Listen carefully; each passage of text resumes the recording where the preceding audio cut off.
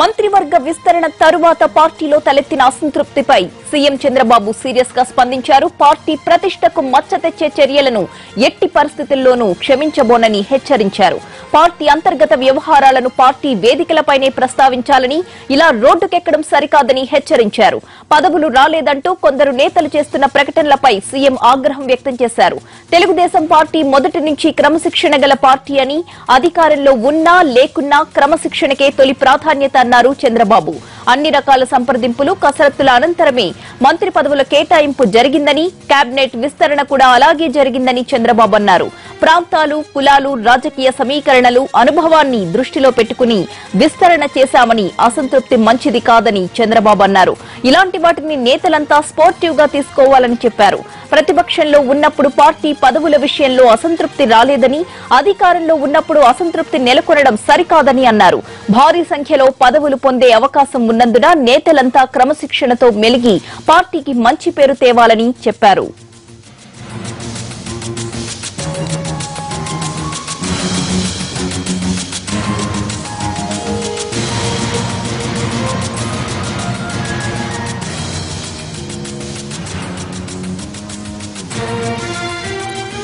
మంత్రివర్గ విస్తరణ తరువాత పార్టీలో తలెత్తిన అసంతృప్తిపై సీఎం చంద్రబాబు సీరియస్ గా స్పందించారు. పార్టీ ప్రతిష్టకు మచ్చ తెచ్చే చర్యలను ఎట్టి పరిస్థితుల్లోనూ క్షమించబోనని హెచ్చరించారాయన.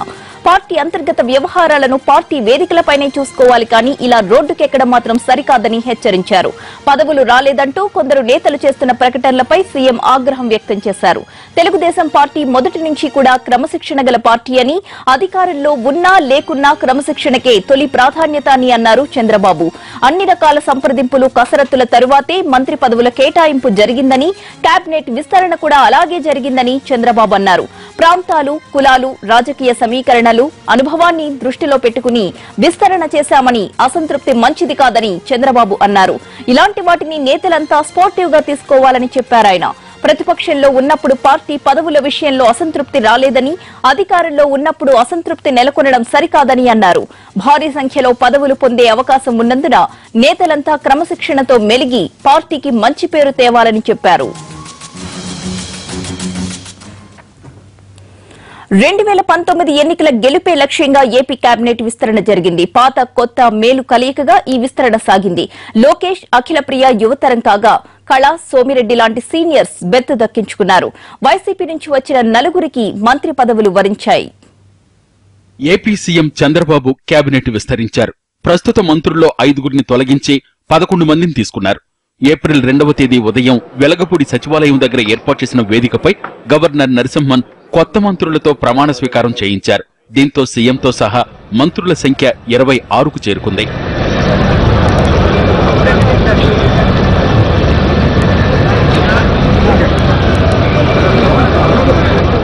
అందరూ ఊహించినట్టు ఏపీ సీఎం నారా చంద్రబాబు తనయుడు నారా లోకేష్ కి మంత్రి పదవి దక్కింది.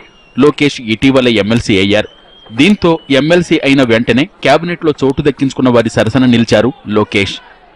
నారా లోకేష్ అన్న నేను శాసనము ద్వారా నిర్మితమైన భారత రాజ్యాంగం పట్ల నిజమైన విశ్వాసం, విధేయత చూపుతానని, భారతదేశ సార్వభౌమాధికారాన్ని, సమగ్రతను కాపాడుతానని. టీడీపీ సీనియర్ నేతలు కిమిడి కళా వెంకట్రావు, సోమిరెడ్డి చంద్రమోహన్ రెడ్డి, కాల్వ శ్రీనివాసులు ఏపీ కేబినెట్ లో చోటు దక్కించుకున్నారు. కాలవ శ్రీనివాసులు అనే నేను శాసనము ద్వారా నిర్మితమైన భారత రాజ్యాంగం పట్ల నిజమైన విశ్వాసం, విధేయత చూపుతానని. వీళ్లతో పాటు నక్కా ఆనందబాబు, పెతాని సత్యనారాయణ, కొత్తపల్లి జవహర్ మంత్రులుగా ప్రమాణం చేశారు. కొత్తపల్లి శామ్యూల్ జవహర్ అనే నేను ఆంధ్రప్రదేశ్ రాష్ట్ర మంత్రిగా నా పరిశీలనకు వచ్చిన లేదా నాకు తెలియవచ్చిన ఏ విషయాన్ని, నా కర్తవ్యాలను సక్రమంగా నిర్వహించేందుకు. వైసీపీ నుంచి టీడీపీకి వచ్చిన వాళ్లలో సుజయకృష్ణ రంగారావు, అఖిలప్రియ, ఆదినారాయణ రెడ్డి, అమరనాథ్ రెడ్డిలను మంత్రి పదవులు వరించాయి. ఎన్ అమర్నాథ్ రెడ్డి అనే నేను శాసనం ద్వారా నిర్మితమైన భారత రాజ్యాంగం పట్ల నిజమైన విశ్వాసం, విధేయత చూపుతానని.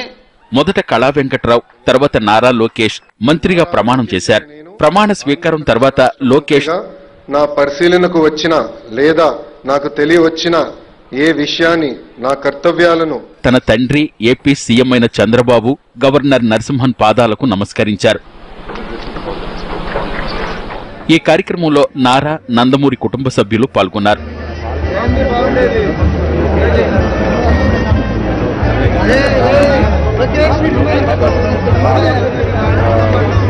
మంత్రివర్గ విస్తరణలో 2 మహిళలను తొలగించి ఒక మహిళకు చోటు కల్పించారు. మైనారిటీల్లో షరీఫ్, చాంద్ బాషా, జలీల్ ఖాన్లలో ఎవరో ఒకరికి బెర్త్ ఖాయంగా భావించారు. కానీ వీళ్లెవరికీ పదవి దక్కలేదు.